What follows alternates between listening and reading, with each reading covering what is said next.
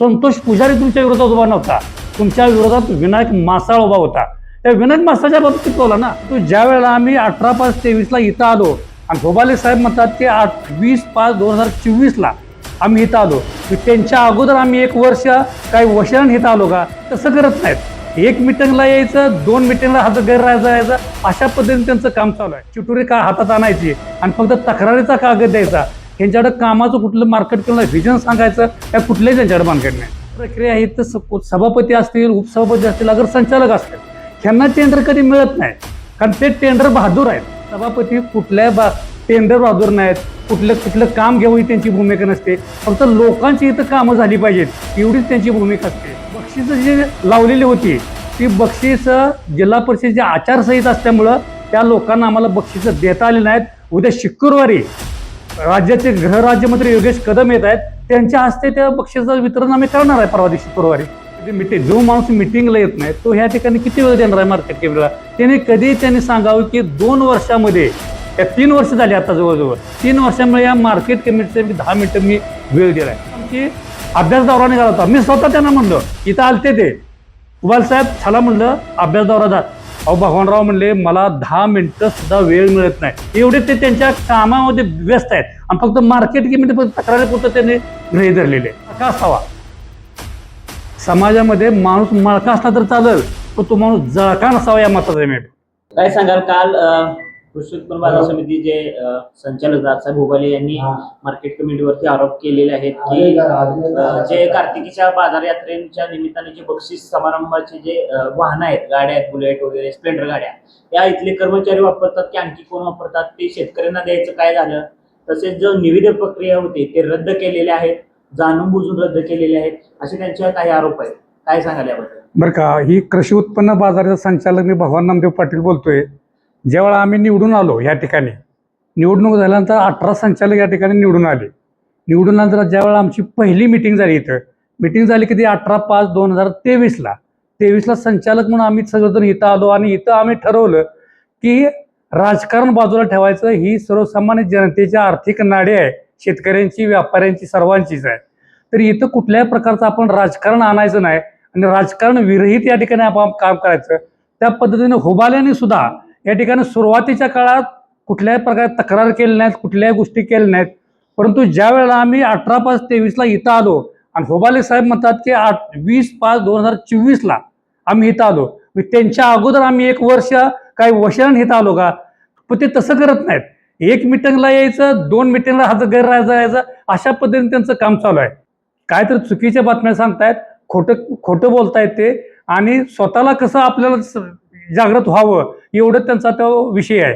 कालचं तुम्ही आता म्हणला की टेंडर प्रक्रियेमध्ये बोलायचं म्हटलं तर टेंडर प्रक्रिया ही कालच्या 31 तारखेच्या वार्षिक मिटिंग आहे. ती वार्षिक मिटिंगला ते या ठिकाणी हजरच नव्हते. मिटिंगला हजर नसणाऱ्या माणसानं काय माहिती द्यायची?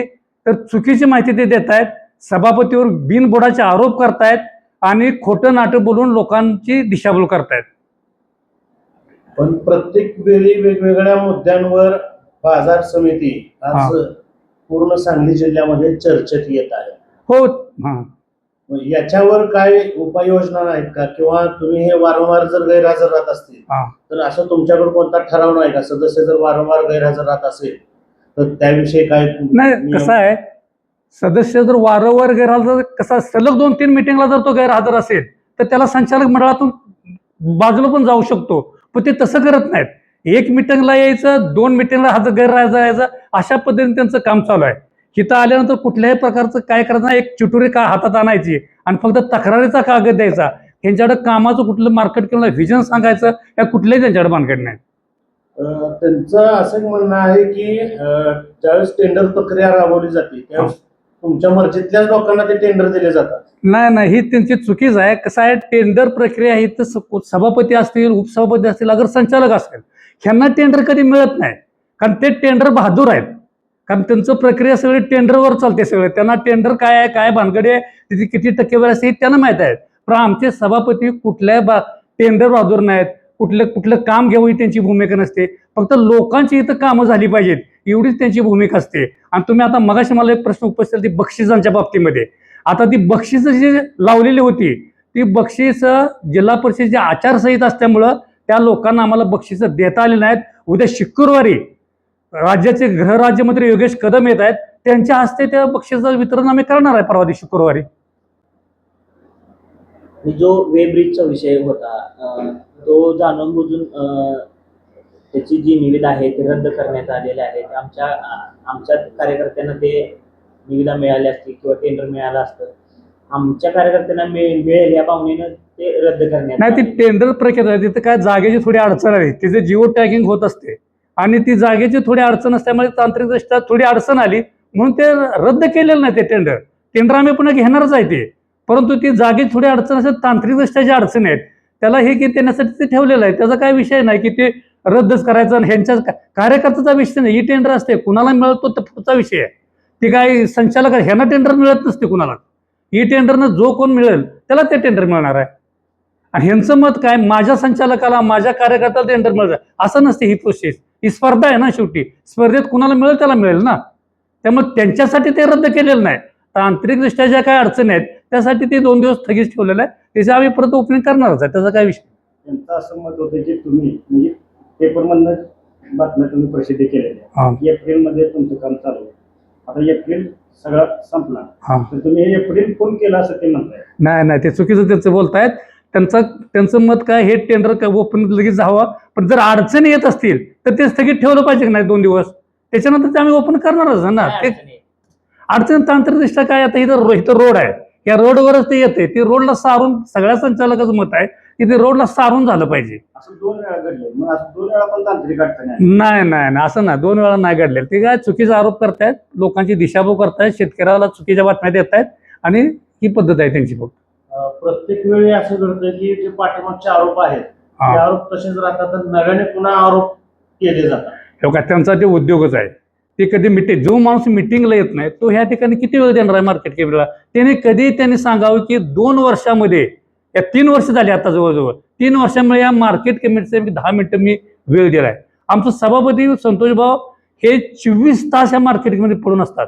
आता वेगवेगळी कामं मंजूर करून आणणं, सांगलीला जाणं, पुण्याला जाणं, तुम्ही 10 मिनिटं मार्केट कमिटीला वेळ देत नाही आणि तुम्ही मात्र आरोप करायला मात्र पुढे सरसावताय, तर ते चुकीचं आहे.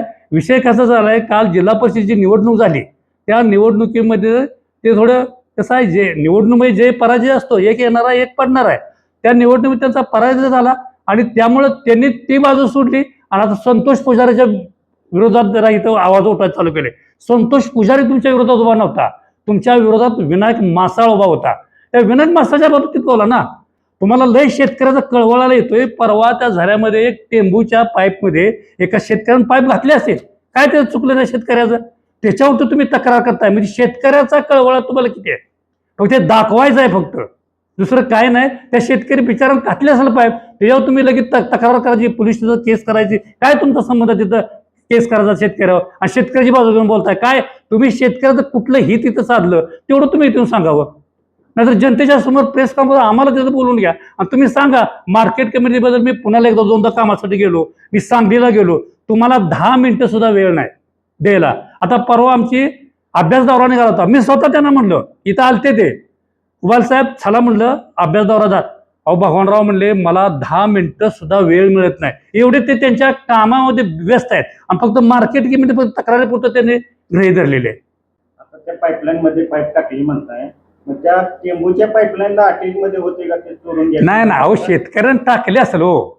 त्याच्या मेरीच्या संदर्भात टाकली होती का टेंबूच्या पाईपलाईनसाठी टाकली? टेंबूची चार होती, त्या चारात पाईप टाकले असेल त्यानं शेतकऱ्यांना. काय त्याला एवढं काय, टेंबूचा तर काय तोटा झाला, काय सुद्धा तोटा नाही. अहो एका पाणी तिकडे मिळालं झालं. एवढं जिल्हा परिषदेपासून बरं का आमच्या पश्चिम भागामध्ये बरेच लोक पाण्यापासून वंचित लोक आहेत. अधिकाऱ्याला बोलायचं, सगळ्याला त्रास द्यायचा, अशा प्रकार चालू आहेत नाही राजकारण. काय कोण देत असेल ते जे त्याला माहिती, जनतेला माहितीच आहे की मीच कशाला सांगायला पाहिजे. तुम्ही जो आता निवडणुकीचा मुद्दा जो घेतला होता, असं सांगितलं की निवडणूक मी उभा राहिलो जरी हारलो तरी दुसऱ्या दिवसांपासून मी लोकांच्या कामासाठी मैदानात आहे. हे आरोपांना उत्तर देण्याच्या ऐवजी मी निवडणुकीत का हारलो, मला कसं हारलं गेलं याच्यावरच वारंवार बोलतात. मी केलेल्या आरोपांना उत्तर दिलं जातं. कोणी उत्तर दिलं जात नाही तुमच्याकडून. नाही ना, तुम्ही हारला तुमच्या नशिबानं. तुमचं काय काम आहे, कामात तुम्हाला जनतेने निवडून दिलं नाही म्हणजे तुमचं काम किती येते ते दिसून आलं ना. मग आता तुम्ही त्यांना सोडलंय आणि तुम्ही मार्केट कमिटी मागे लागलाय. पण मार्केट कमिटी तुम्ही त्यात संचालक तुम्ही आहेच नाहीत. उलट तुम्ही आम्हाला एखादं सांगायला पाहिजे की हे विकासाचं आपण काम करूया, ते करूया. ते कधीच काय बोलत नाही. संचालक मंडळामध्ये एखादा ठराव जर आम्ही जर घ्यायचा म्हटला तर ते एक दोघं तिघच विरोधात बोलते. ती सगळी 15-16 संचालक नाही, एक मतानं आम्ही ठराव घेत असतो. आता कायमस्वरूपी ते तुमच्यावर आरोप करतात, प्रत्येक वेळी करतात. आता त्यांना तुम्ही काय सांगाल? काय नाही, त्यांनी सुधारावं. त्यांना एवढंच मी सांगतो की त्यांनी सुधारावं, चांगल्या गोष्टीला प्राधान्य द्यावं, वाईट गोष्टीपासून बाजूला. कारण माणूस मळका असावा समाजामध्ये. माणूस मळका असला तर चालेल, पण तो माणूस जळका नसावा या मताचा मी. आज या मार्केटमध्ये किती काम करायचे? आज राज्यामध्ये किती मार्केट कमिटी आहेत? 305 मार्केट टोटल आहेत. त्यात आटपाडी तालुक्याचा मार्केट कमिटीचा आज जवळजवळ 22वा नंबर आलाय. तुम्हाला त्याचा अभिमान पाहिजे का नको आहे? पाहिजे, तुम्हाला अभिमान पाहिजे. आणि कोल्हापूर विभागामध्ये ही मार्केटिंग पहिली प्रथम क्रमांक आहे 24-25ला. तुम्ही त्याचं कधी सांगितलं का ही मार्केट कमिटी पहिली आली, राज्यात 22 आली? त्याचं तुम्हाला त्याचं चांगलपणा वाटत नाही का? फक्त तक्रार, फक्त का चुकीच्या पद्धतीने तक्रार करायची आणि प्रकाशात यायची, एवढंच तुम्हाला माहिती आहे. आता त्यांनी सांगितले की सभापती ज्यावेळी निवडून आले, तुमच्याकडे सत्ता आली, त्याच्या अगोदर मी प्रस्ताव ज्यांनी पाठवले त्यांचं नाव न घेता तुम्ही यांचं नाव घेता की मार्केट कमिटी? नाही, असं आम्ही म्हणत नाही की ही मार्केट कमिटी कैलासवासी बाबासाहेब देशमुख यांनी ही मार्केट कमिटी स्थापन केलेली आहे. या गोष्टी जवळजवळ मला वाटतं 1972ला या मार्केट कमिटीची स्थापना झालेली आहे. आणि तेव्हापासून त्यांनीही काम केलंय. काय काळ प्रशासक होता, त्यांनीही काम केलं. असं नाही की म्हणत आम्ही काल हे सगळं आम्हीच केलं. त्यांचंही श्रेय आहे, त्यांच्या श्रेयात आमची भर आहे. म्हणून ही मार्केट कमिटीचा ब वर्गात आलेला आहे असं आम्ही म्हणत नाही. बाबासाहेब देशमुखांना हे केलेलं मंदिर आहे. ह्या मंदिरामध्ये हे निवडून आलेले 18 पुजारी आहेत. या ठिकाणी 18 पुजारी म्हणून आम्ही निवडून आले. इथली सेवा करायला आम्हाला जनतेने निवडून दिलेलं आहे. आज ह्या मंदिराची जर तुम्ही विटंबना करत असाल तर ह्याच्यासारखं वाईट काय नाही, असं माझं मत आहे. की तर आपण ताम्रपट लिहून आलो नाही की तो आपण सत्तांतर आहे. 2 वर्षांना कोण येईल, पुढचा संचालक कोण येईल, काय नाही, तो भाग पुढचा आहे ना. सत्ता काय हा ताम्रपट नसतो. 5 वर्षांनी त्याचा बदल होत असतो. जो कामाचा असतो तो पुन्हा येत असतो. जो कामाचा नसतो, नुसता टीकाच करत असतो, त्या पुन्हा ह्या मंदिरात तो कधीच येत नसतो. मला एवढंच मांडायचं आहे की हुबाला साहेबाला माझी विनंती आहे, हुबाल साहेब तुम्ही चांगलं कामं करा, माणसं तुमच्या मागं राहतील. तुम्ही आज मार्केट कमिटी संचालक आहे, 18 जण आपण या ठिकाणी संचालक आहे. या सगळ्यांना तुम्ही मदत करा, साथ द्या, वेळ द्या, थोडा अनेक कामं करूया. आणि ही मार्केट कमिटी आज राज्यात 22वी आहे. ही टॉप 10 मध्ये कशी येईल यासाठी तुम्ही सगळं संचालकाबरोबर राहून तुम्ही मदत करावी आणि ही मार्केट कमिटी राज्यात पहिले आणा, एवढी त्यांना माझी शेवटची विनंती आहे.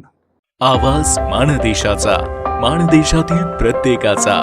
माणदेश प्राईम सबस्क्राईब करा आणि अपडेट रहा.